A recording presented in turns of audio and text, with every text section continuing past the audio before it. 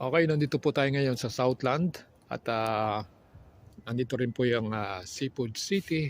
Mapapansin nyo rin dito yung katabi lang ng Seafood City, itong Jollibee. At ngayon ay papasok tayo.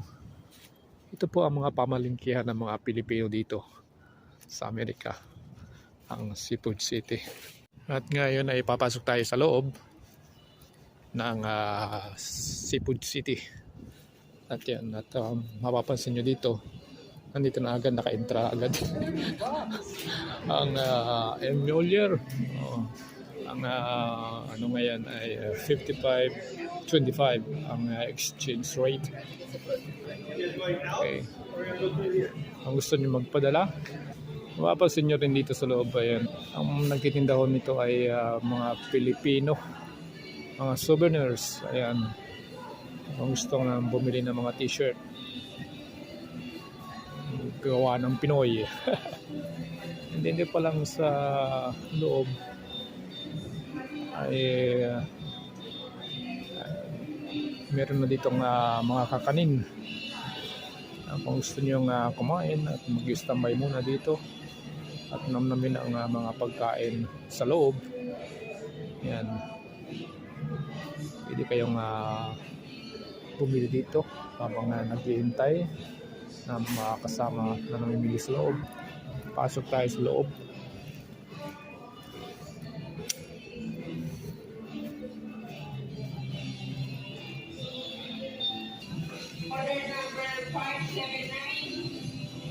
Mga gabi.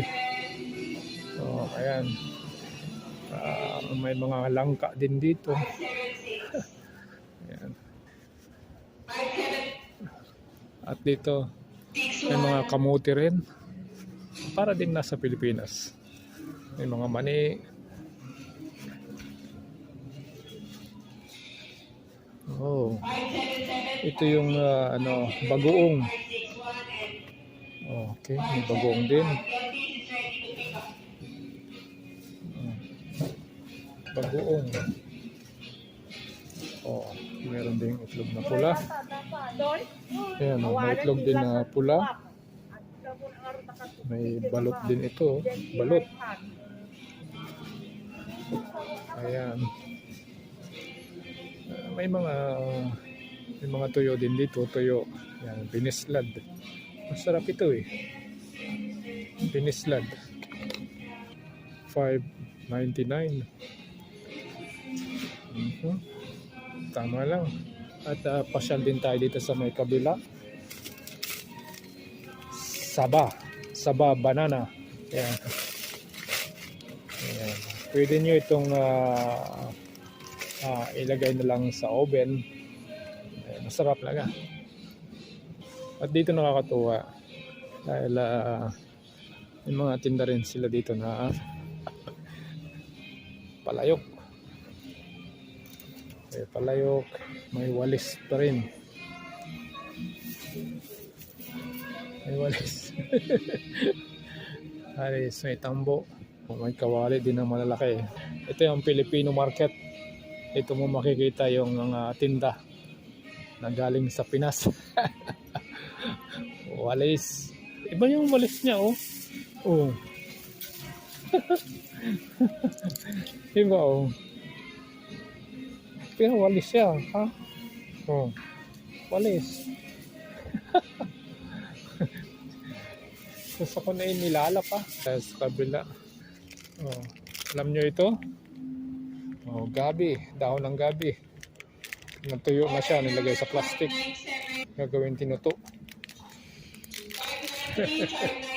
Meron na rin, ano ba ito? Kabuti. Kabuti. May munggo.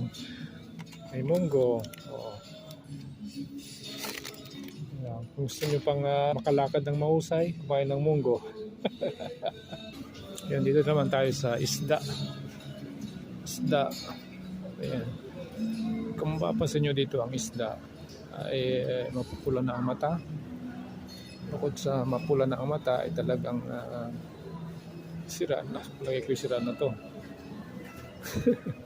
Pero maganda ito, sapsap, oh. Sapsap, magkano yung sapsap? $6.99. Funny fish. Galunggong, tamban. May tamban, $3.79.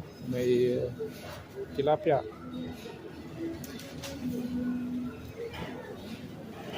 Ito naman ay palikpik ng pating. Palikpik ng ano ba yun? Basta't mga palikpik siya. Mga hipon. Meron din bangus. Iba rin naman itong isdang ito, labas ang mata. Ito yung masarap na isda, ito yung surf sniper.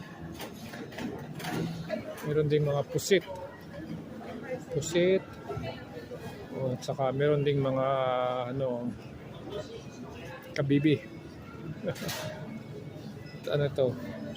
Ito yung sa may Cavite. Ano nga ba ito? Tahong ba yun? At saka may talaba, talaba. Sarap. Mga salmon. Sarap din itong mga longganisa. Palagay din sila dito sa talaba. Sa tubig para mapanatiling buhay yung talaba.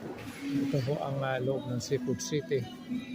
Karamihan ng mga namimili dito ay mga Pilipino, mga kakanin nila. Sarap. Kasi magpapasko na ngayon. Marami na tinitinda silang mga ganito, mga kakanin. May kalamay. Sapin-sapin. Sinakmani.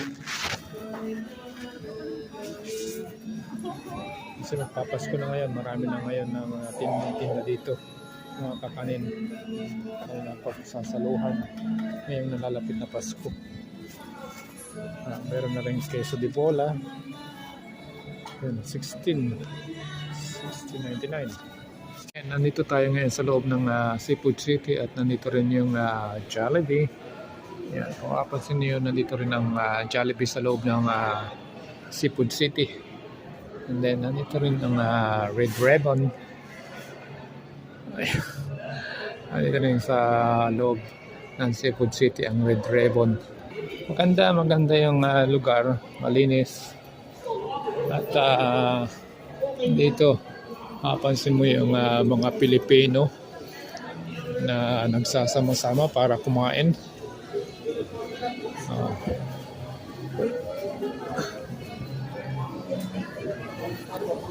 Yan sila. Banding na rin ng mga Pilipino. And true Filipino goodness. Pasko na talaga.